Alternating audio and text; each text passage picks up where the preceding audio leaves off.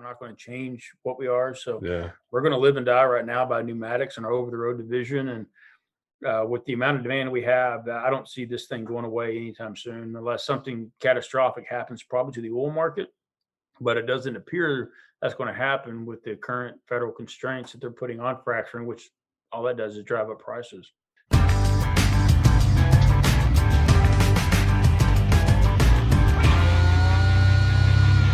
Fears among many in the diesel-powered owner-operator community of late are real when it comes to rising oil prices, with constraints on production and promotion of alternative sources of energy.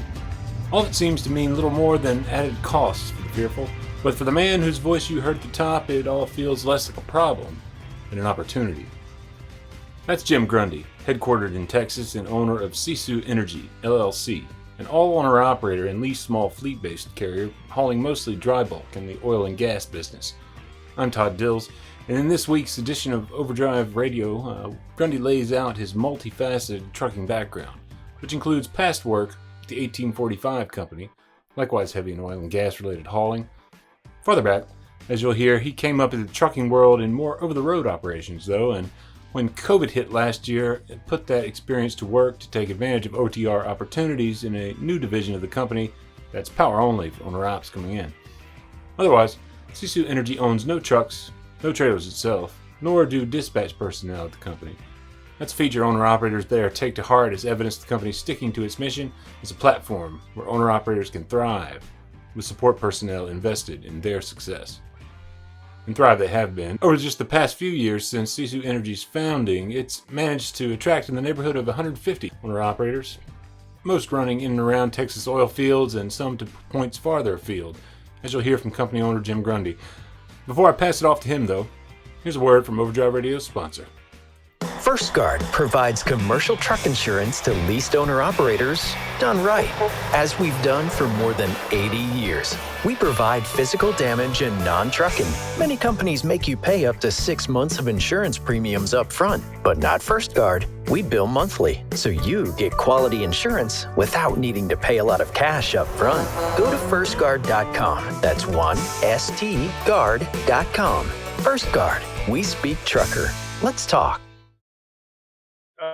We started the company in 2019, October 2019. We're now on pace for doing $40 million this year. And we had a pretty stellar 2020 campaign through the pandemic. And it's one of those deals where I guess we were a bit naive and we looked around and realized, I think the stats where there's 34,000 trucking entities went out of business last year alone around the country. And here we are, our guys are making $12,000 to $14,000 a week. You know what I mean? Yeah. So it was one of those weird deals where, and you know, we're a non-asset based company. We don't have trailers or trucks. Okay. We are 100% dedicated to owner operators.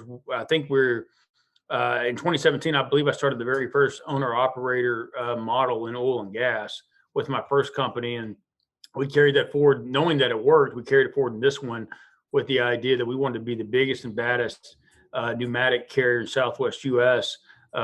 Built solely on the owner operators, and it's a platform that we believe in, and even how we make money coincides with that, as we're a percentage-based carrier, and we have no incentive not to find the highest paying freight for our guys.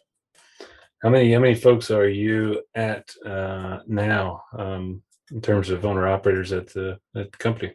Yeah, we're north of 100 in West Texas, and we got about 40 down in South Texas. We have a handful of guys doing over the road for Amazon and JB Hunt. So we're probably sitting about 150 total. Okay, so it's not all oil and gas then, huh? No. We're, when pandemic hit, we started to stay alive. I mean, we were preparing to go OTR, but the reality is we had a dedicated deal with British Petroleum that we still have today, and not only did it keep us in the game, but it brought us out around September, October of last year. We ramped up at a pace that we haven't seen since 2012. And now the demand for services, just in the last 24 hours, we've had 3 major companies approach us with $1 million contracts that we've turned down just because we don't have the capacity to pull it off. And really the point, because I mean, I had a podcast this morning in Salt Lake City, and they were asking, what's the issue? It's like, I think the problem is 40 to 50% of all owner operators left the market in 2020. I don't think they've come back, or they don't know where to go. and they're not sure what to do. And so we just want to say, hey, Sisu Energy, if you're a go-getter, you want to make as much money as you possibly can, which if you're going to be an owner operator, you're going to put your truck and your asset through that. Why wouldn't you want to do that? Our guys are literally averaging 12 to 14,000 gross revenue a week. I spoke with an owner with more than one truck leased with Jim Grundy and Sisu Energy, who said that that revenue figure is indeed a likelihood for any single truck owner to generate in the oil and gas related hauling, much of it frac sand, that the company does.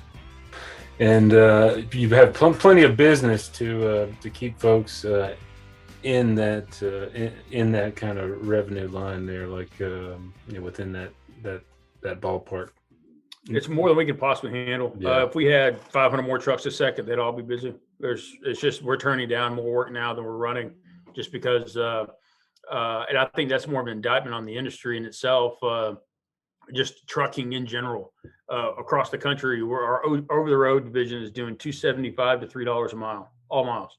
Yeah. That's insane for trucking, and it's going to keep going up as more of these industries come online, imports pick up.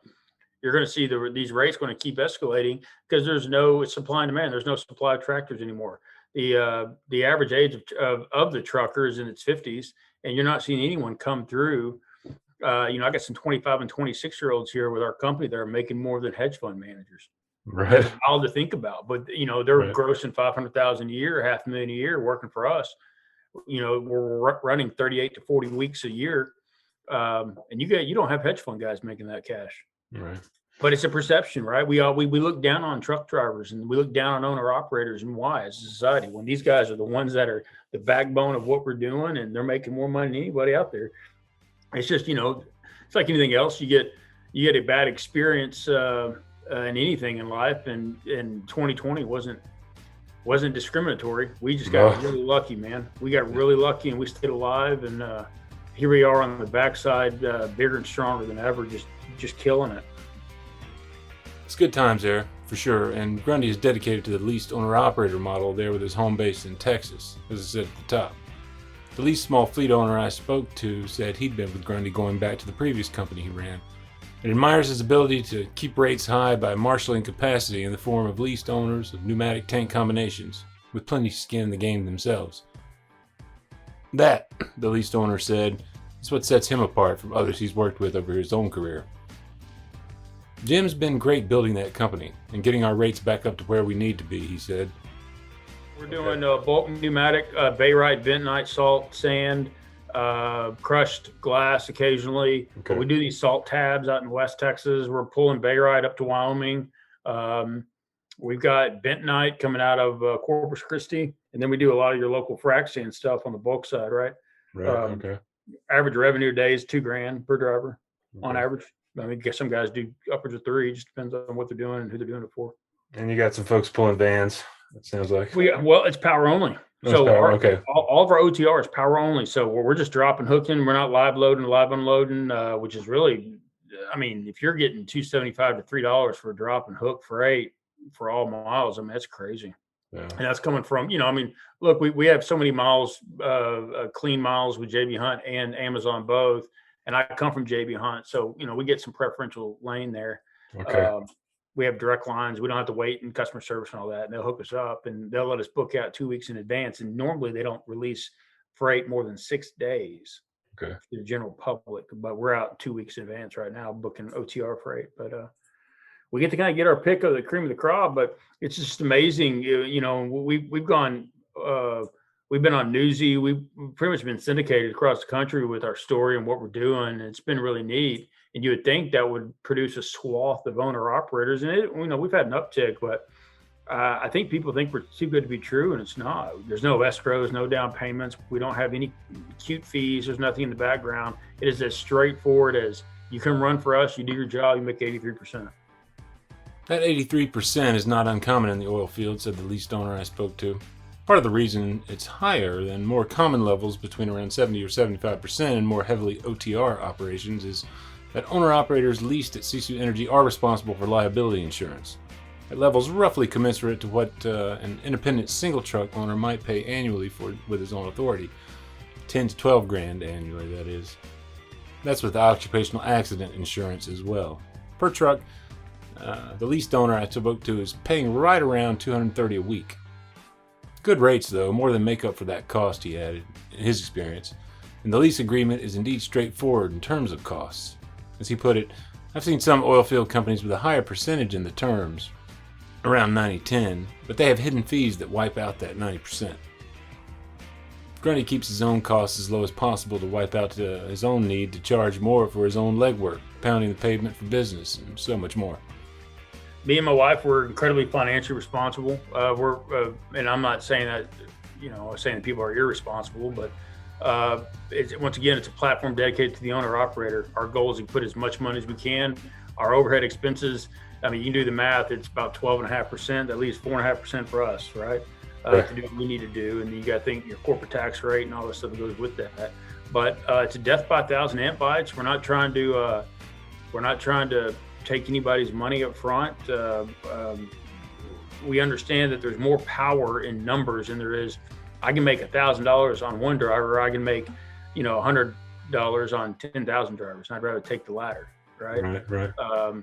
But it's really an empowerment. I think Sisu Energy is an empowerment platform for drivers and owner operators to get out there and do what they do and do what they want to do. And we don't force dispatch. We don't tell anybody what they can and can't do. It's your business.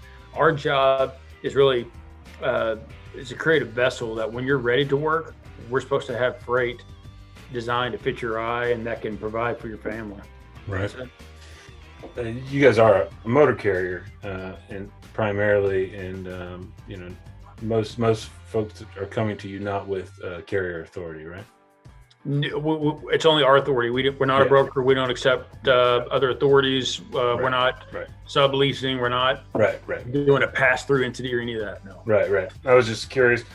I mean, I know there's a lot of carriers out there run brokerages as well, just to kind of handle the excess freight and stuff, which is. Well, the interesting thing about that is, so in the oil and gas space, which is our biggest piece that we do, every MSA.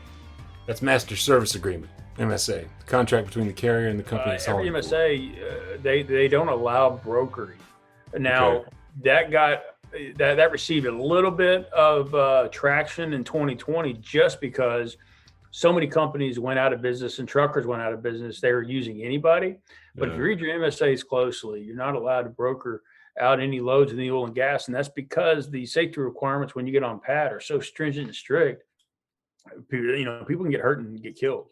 Yeah. It's a dangerous job. I mean, these aren't truckers. These are oil and gas guys that happen to drive a truck. Right. They're not your standard OTR guys popping 650 miles a day. That's not what these guys are about. They're oil and gas guys. They might get 200 loaded miles a day. We average about 15,000, 18,000 loaded miles a day.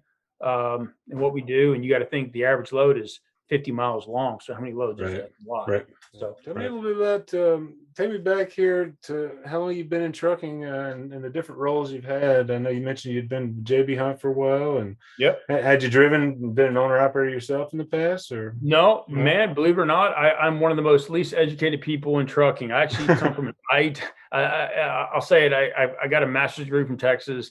I was in JB Hunt by accident. I wanted to be an IRS agent. I love doing taxes, and I was really good with numbers, and it's kind of always really been my strength. I got into JB Hunt, though, and found out that I really love the dynamic pressures of supply chain. There's so many moving parts, and then the people piece. And coming from the restaurant world, I used to be a chef for a company called Johnny Carino's. I don't know if you remember that. There's an Italian restaurant in Texas, sprinkled in around the country. There's about 150 of them. In 2007, they went bankrupt with the housing collapse.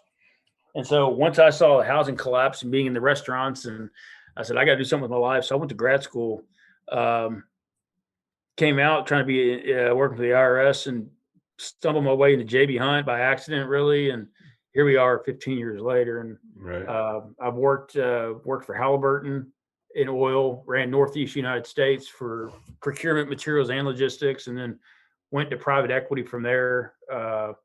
Started a massive company in Weatherford, the biggest probably to date ever in oil and gas for trucking, called 1845. They got pretty deep in with a company called PIMCO, and I moved on and then started my own company. And that's how we got here. Cool. You took the experience gained and probably a good bit of the money gained from that company and just went out on your own. Yeah, out of my That's own. basically Not a whole lot of money. Don't come from much. My family, wasn't born with a silver spoon or golden spoon. right. Anything. My family's in West Virginia, and they're a bunch of poor coal miners. And my dad didn't have running water till he was in 20. I think in 1970, first time he had running water. So we don't come from much. Was fortunate to really get in the industry and have some really awesome people that were patient with me and kind of showed me the way. And then, you're out traveling on the road and doing your thing, and you start thinking and tinkering and come up with this idea of how do you, and seeing oil and gas for the longest time, the owner operator is always taking a back seat to company drivers. If you talk to companies, these pressure pumpers and these E&Ps, they only want company drivers. But I always noticed that companies that had company drivers and company assets, they always went bankrupt. So it's like, all right, there's got to be companies out there that appreciate the owner operator, as long as you have a safety platform program that vets these guys appropriately, and then you maintain that safety program. So that's what we have. We've got field safety techs, internal DOT specialists, compliance specialists. Probably for every one operations person, we have 2 safety personnel somewhere in around the U.S. doing various things. So yeah, that's how we keep it lined up. Yeah, for folks that haven't pulled a pneumatic before, I mean, are you bringing those folks in and kind of giving them the training and setting them up right? It's on the job OTJ. You don't have to come here. The old adage of you doing orientations on site. We've got rid of all that. We streamline orientation process the last maybe 4 days. If you got a clean driving record and you got to drive and you want to go out and get a couple certifications called PEC, Paul, Edgar, Charlie, or Safeland, and then you got to have your H2S cert. All those can be done in about 4 hours. Go get those certs. Come talk to us. We'll pair you up to the driver, and y'all can drive together, not in the same tractor, but y'all can follow each other, and they'll help you load and help you offload. And after about a week of working with the pneumatic and working with a blower, it's not hard. It can be done, but there's just things around a well pad that you got to be very, very cautious and careful of, because there's highly flammable things all around the place. There's people walking everywhere, and I mean it's definitely a skilled craft, which is why the money is what it is. Yeah. The caveat there, of course, is ownership of your equipment. Corey, the owner I spoke to, loves the work, hauling mostly frac sand to the oil well site. You're not constantly sitting and driving, for one. As Grundy said earlier, most loads run very short in terms of mileage, at which point you're out of the truck and pulling hoses to get set up to air off the sand, among other tests. Whether you're using the bottom drop with bottom hatches, using gravity dump, they still want your PSI at around 4 to 6, so you can offload in 12 to 14 minutes. Yeah. At this game, your fracking stages, what they call fracking, you're using a ton of sand, and so you can't have someone there sitting for an hour and a half trying to offload a trailer, because there's 50 other guys behind that one that's waiting to offload, and it's just this constant consumption of proppant and sand and various chemicals and other components. But so you got to have the right equipment. You can't come out there and ill-equipped, so to speak, just because you're going to be unsuccessful, and then you're going to walk away and say, hey, that guy's a liar and we're liars and I didn't make the money I was going to make. But if you have the right trailer and the right setup, you can make a bunch of money with us. Yeah. The folks that are coming to you are bringing their trailers. They're bringing their equipment. They're bringing a tractor at minimum. They're bringing the tractor. Even if you're a driver, you're an owner. Say you're a driver that's displaced. You don't have a tractor. You drive for someone and they've lost their equipment, and you need a tractor. We also play, merry matchmaker over here, where we'll find a driver. We'll find someone, because we have a lot of investors with Exxon that put on trucks with us that are empty. It's because these guys want to make money too, and they're making that much money. So we put drivers in trucks, and we pair people up based on their profile or what they want to do. Not every truck is built for the oil, and not every truck is built for over the road. Right. So it just depends on the type of driver and what they're looking for, and Gotcha. In terms of if you just come in with a tractor, does that the ability to air off those pneumatic tanks, does that require special equipment on the tractor? Or is Outside it- of a blower, no. You got to have a blower though. Okay. And that's That- about $7,000 new or 4,000 used. Okay. Yeah. But being that we're power only in OTR, a lot of folks can get in the door just with Yeah. their tractor only, Yeah. do some drop and hook, get some revenue going. That way Yeah. you're not in the hole, week one without even knowing what you're doing. We can get you in the door and, Right. we'll help you find a blower as well, use one or whatever, because once again, our model is no tractors, no trailers. And Right. I won't ever I can make more money. If I just got 20 tractors and, we have the money to do it, I can make so much more money, but it's just financially irresponsible. And it's just not what we are. We've been asked to do liquid stuff. We just got a call this last week from the vice president of New Park Drilling Fluids, and they wanted us to get some vac trucks. And I was like, look, man, not that I'm not interested, but it's just not what we are. All right. Right, Where I'm right. going to stay disciplined here. I'm not going to let, someone pull us off sides on ideas or transactions that don't behoove currently what we have in our platform. We're not going to change what we are. So Yeah. we're going to live and die right now by pneumatics and our over the road division. And with the amount of demand we have, I don't see this thing going away anytime soon, unless something catastrophic happens probably to the oil market. But it doesn't appear that's going to happen with the current federal constraints that they're putting on fracturing, which all that does is drive up prices. Yeah. It doesn't reduce demand, right? No, it doesn't reduce demand, and all you're going to do is limit supply. So naturally, the price is going to go up. And I Right. mean, we've read some stuff recently where some folks, I want to say Swiss Bank is calling for $90 a barrel U.S. oil by October 1, and we're just short of 5 months of that now. So Right.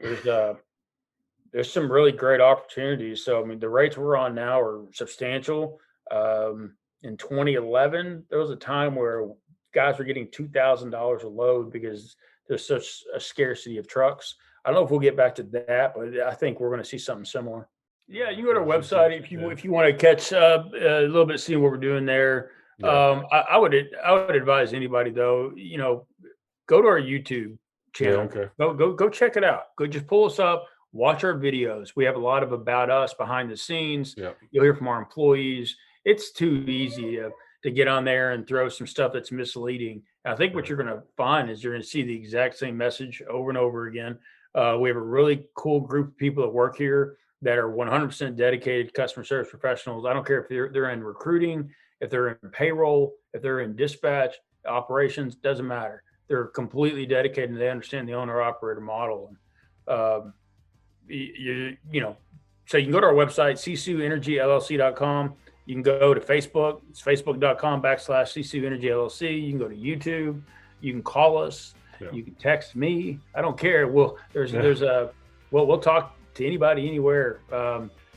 We're past the point. This ain't about like self-enrichment anymore. I mean, me and my wife have been really fortunate in this industry, and I feel like part of what we're doing now is trying to give back and just trying to spread the good word. Like, hey, there's good companies out there. There's good people, and you can make a bunch of money. I don't look at it now as like, hey, it's Sisu Energy and what's best for Sisu. Now it's just like, how many people can we help and how many people can we get back on their feet and provide for families? And that's kind of where we get our joy from. A big thanks to Jim Grundy and Corey for his time. And that's Sisu, S-I-S-U is the spelling, Sisu Energy LLC. Nice to see a plan come together once in a while. Overdrive Radio is a production of Overdrive, the voice of the American trucker. The podcast is edited and produced by myself, Todd Dills, with no small amount of support from Overdrive Extra contributor and Muller trucking hauler Paul Moorhofer, Overdrive editorial director Max Heine, social media coordinator Holly Young, and news editor Matt Cole. Till next time, keep it pro out there.